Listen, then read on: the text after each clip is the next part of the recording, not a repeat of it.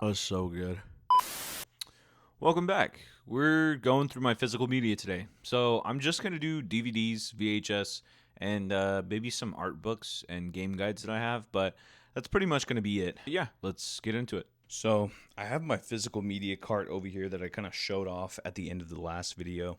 I'm going to throw it up on some shelves right behind me. All of my physical media falls into one of three categories, and that is stuff that I've already seen, stuff that I need to see, and stuff that looks interesting. That I kind of listed before, so I can't even remember what I said. But yeah, let's get to it.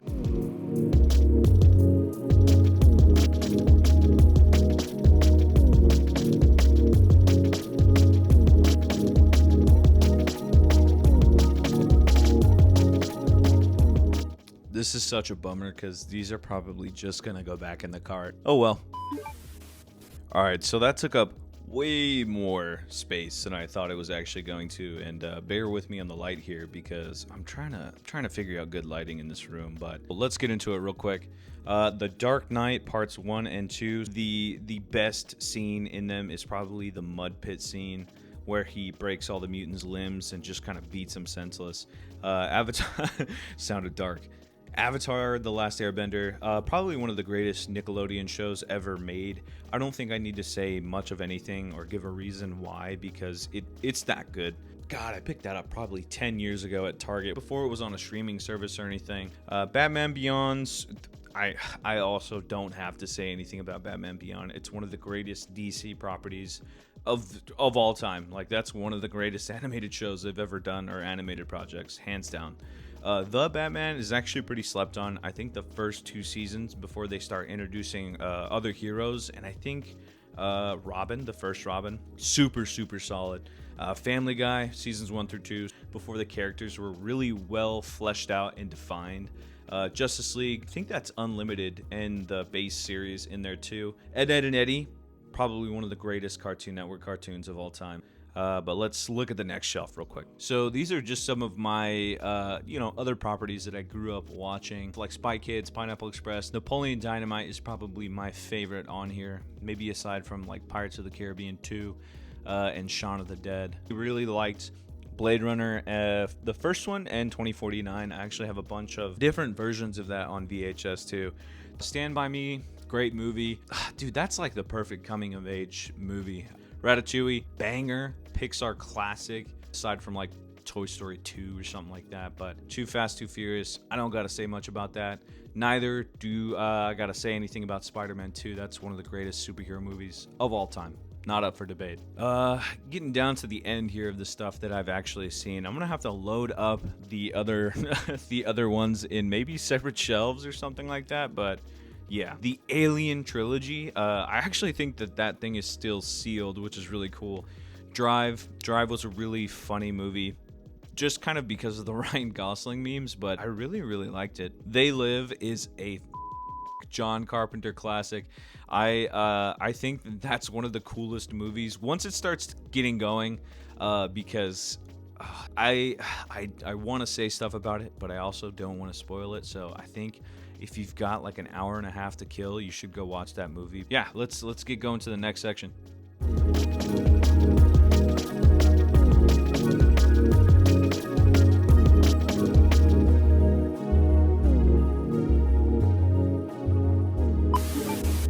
Uh, 40-Year-Old Virgin, Truman Show, Zoolander, those types of things, I just have no excuse for. Kill Bill and Kill Bill Volume 2, also, no excuse. Reservoir Dogs, missed that one too. Same thing with Pulp Fiction. I actually just watched it all the way through, probably like 2 or 3 years ago. So you can see that I'm still kind of finding my footing and trying to go back and visit all the classics. And I think that's a lot of what my collection will be going forward. But yeah, this is all the stuff that I need to get around to watching. Chastise me if you will. I completely understand. So this is a bunch of stuff that I actually missed that I had seen before. Obviously, come on, Jaws. If you haven't seen Jaws by now, go do yourself a favor. That's probably one of the scariest movies I've ever seen, because I'm terrified of sharks, even though they are the coolest apex predator by far. This is a compilation of the first 4 Friday the 13th movies, which I adore. I think my favorite is probably the second one or the third one. I think the third one is the one where the bikers come to the camp and like start messing with the campers and whatever. But yeah, I love Friday the 13th. Even got the revamp here from the early 2010s. I have an extra copy of Spider-Man 2, and if you were really observant, you saw that I had 3 copies of that one Resident Evil movie because I kept getting gifted those by other people. And one of them even has a really cool pamphlet to buy Resident Evil 4 on it. I'll probably cut to that footage right now because I think that's super sick. It's like a special edition and everything. It looks awesome. This is my really tiny picked it up because it looks interesting pile. The House of the Dead, I had no idea it existed. The Black Sheep is, I think it's the movie, the Dimension, it's Dimension Films. I don't know if you can make that out, but Dimension Films, he goes and visits his brother, and his brother is like a sheep scientist and is committing atrocities against sheep kind. These 12 horror cinema series, I think it's just a bunch of old movies. Kind of pick that up here and let y'all take a look. 60s, 80s, it looks like. So, I don't know, seems like a good time if you just want to watch something that's not super scary. I feel like it's probably pretty tame compared to some of the stuff we got now. There's some real smut out there. So this is actually kind of crazy now that I'm looking at my entire VHS collection. There are very few that I have not seen. I think I can even point them out right now really quickly. I haven't seen Apocalypse Now, haven't seen the Austin Powers movies. I have seen all the Batman movies. I even have a Batman Beyond VHS up there. The Betty Boop was a nice surprise at the thrift store. Haven't seen that. Blade and Blade 2, super sick. I haven't seen Blair Witch Project actually. That movie seems terrifying. Cops is a great time. If you're just wanting to turn your brain off and see some really funny shit of people doing really dumb stuff, that's the stuff to watch right there. Haven't seen Dracula, haven't seen Friday. I know it's kind of sacrilegious for the era that I was born in. Bunch of Friday the 13th that I picked up off a really good Mercari deal when I was pretty juiced on collecting VHS hardcore, like really hardcore.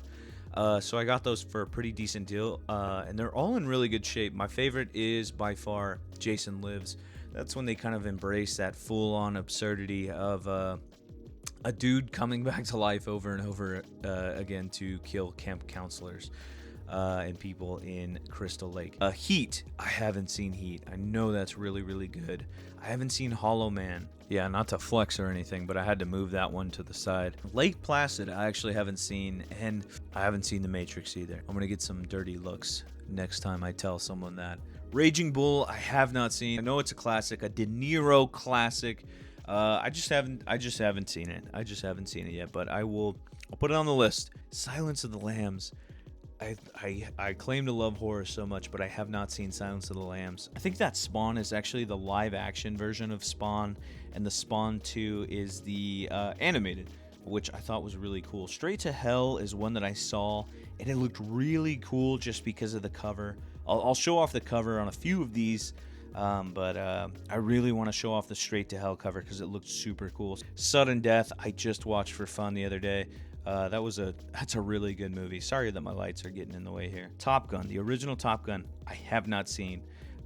Truman Show, Twins, got some Waterboy, Wayne's World. Weird Science is an awesome movie. And then I got a couple over here. I got Spider-Man 2, Bruce Lee, End of Days, Kangaroo Jack. Kangaroo Jack is a fever dream of a movie. And then I got a bunch of episodes of The X-Files. I actually think that's too deep back there. And that's 2 on top right there. Sorry if the lighting's not too good. I just kind of wanted to show this off real quick. Even though I'm still kind of a noob to collecting, I think I got a damn good collection going here.